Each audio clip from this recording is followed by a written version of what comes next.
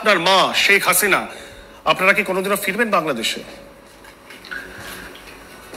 একদিন না একদিন তো ফিরবই, অবশ্যই। আওয়ামী লীগ অবশ্যই ফের ক্ষমতায় আসবে, একদিন না একদিন আমরা ফিরব। এই উদ্ভূত পরিস্থিতিতে তিনি এখন শরণাপন্ন হয়েছেন ভারতবর্ষের।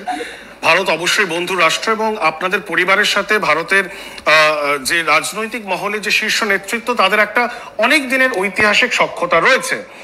কিন্তু যেটা নিয়ে সবার মনে প্রশ্ন যে আপনার মা, যিনি একজন প্রাক্তন প্রধানমন্ত্রী, এবং তার বিরুদ্ধে এখন অভিযোগ উঠছে এবং বলা হচ্ছে যে তাকে বাংলাদেশে ফিরিয়ে আনা হোক। তিনি তার বিরুদ্ধে অনেক অভিযোগ এই মুহূর্তে আনা হচ্ছে। তিনি কেন ছাত্রদের বিরুদ্ধে গুলি চালিয়েছেন, কেন এত ছাত্রর মৃত্যু হয়েছে, তাই she should face the trial. তাকে বাংলাদেশে ফিরিয়ে এনে তার বিচার করা উচিত, এটা বলা হচ্ছে বারবার। এবং ভারত সরকারের কাছে আবেদন করা হচ্ছে যেন তাকে হ্যান্ড ওভার করে দেওয়া হয় বাংলাদেশের নতুন সরকারের কাছে। এরকম প্রচার তো সবসময় চলে। দেখেন, যখন গতবার আমাদের কু হয়, আমার মাকে গ্রেফতার করে ওনাকে ওনার ট্রায়াল কিন্তু করা হয়। এমন না যে এটা হয়নি, এটা কিন্তু অলরেডি হয়েছে। তবে ওনার বিচার করে দেখা গেছে ট্রায়ালে কিছুই নাই, ওনার বিরুদ্ধে সব খালাস। ওনার জীবনহানির শঙ্কা আপনি করেন? কারণ ওনার উপর তো গ্রেনেড হামলাও হয়েছে এর আগে। হ্যাঁ, ওইটাই হচ্ছে আমাদের একমাত্র ভয়, তবে আবারও তো বললাম যে আমাদের দল হচ্ছে দেশের সব থেকে বড় দল, আমাদের কিন্তু বল আছে। আমরা যদি এখন আমাদের দল কিন্তু শেখ হাসিনাকে নিরাপদ রাখতে পারে, তবে সেটা করতে হলে আমাদের শক্ত পজিশন নিতে হবে।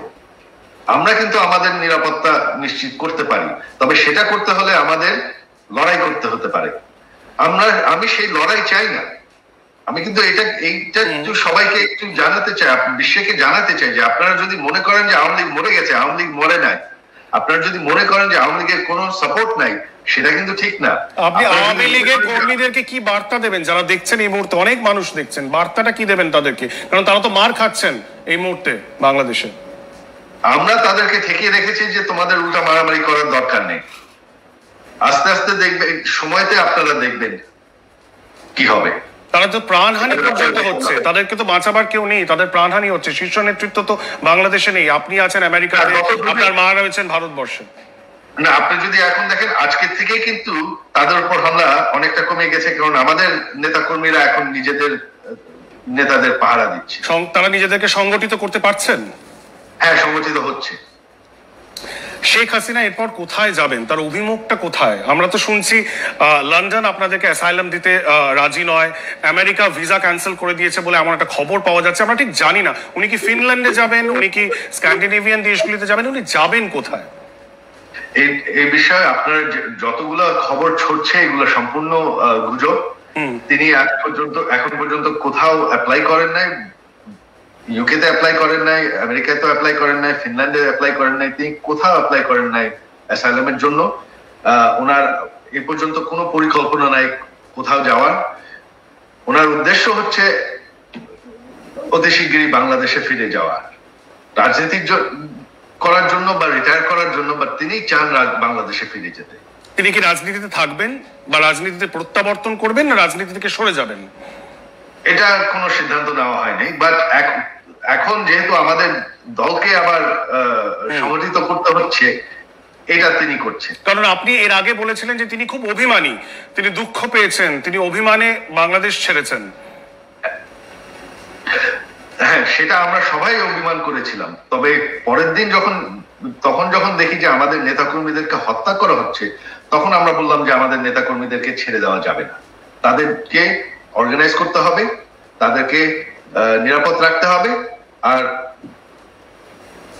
আওয়ামী লীগের শক্তি দেখাতে হবে, আওয়ামী লীগের পলিটিক্যাল মুভমেন্ট আবার শুরু করতে হবে। বেশ, যে আওয়ামী লীগ শেষ হয়ে যায়নি। বেশ, ভারতীয় সরকারের শীর্ষ নেতৃত্বের সাথে আপনাদের কি আলোচনা হয়েছে? আপনারা কি এস জয়শঙ্কর বিদেশ মন্ত্রী বা প্রধানমন্ত্রী নরেন্দ্র মোদীর সাথে ডিরেক্টলি আপনি বা আপনার মায়ের কথা হয়েছে?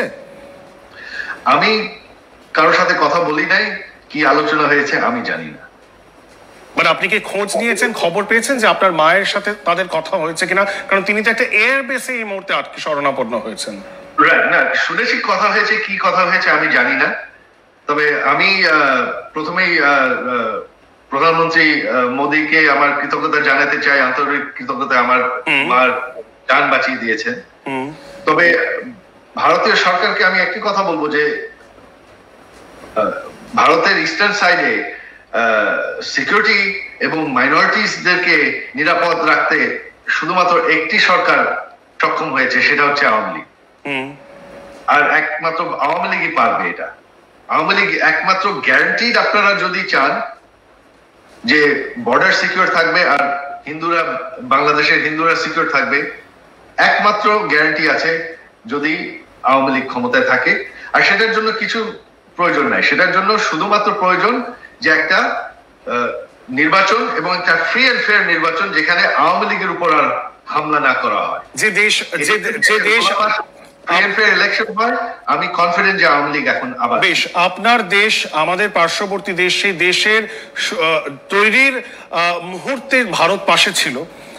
আজও আপনার পরিবার এবং আপনার পরিবারকে শরণাপন্ন ভারতে আপনারা হয়েছেন এবং ভারত সরকার সেই সাহায্য করছে, কিন্তু ভারতের যে অ্যাক্টিভ সাহায্যের কথা আপনি বলছেন, সেটাকে আপনারা পেয়েছিলেন এই বিগত সময় যখন ক্রাইসিসটা চলছিল, নাকি সেটা পাননি বলেই আজকে এই সরকারটা পড়ে গেল?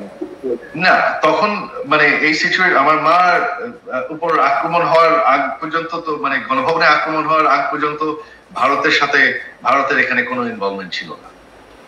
আপনার সিকিউরিটি নিয়েই শুধুমাত্র ইনভলভমেন্ট আছে এই পর্যন্ত। আর কি হচ্ছে না হচ্ছে আমি কিছুই জানি। আপনি কি আশঙ্কিত? এটা হচ্ছে আমার দাবি ভারতীয় সরকারের প্রতি। আপনি কি ওনার সুরক্ষা নিয়ে, আপনার মায়ের সুরক্ষা নিয়ে আশঙ্কিত?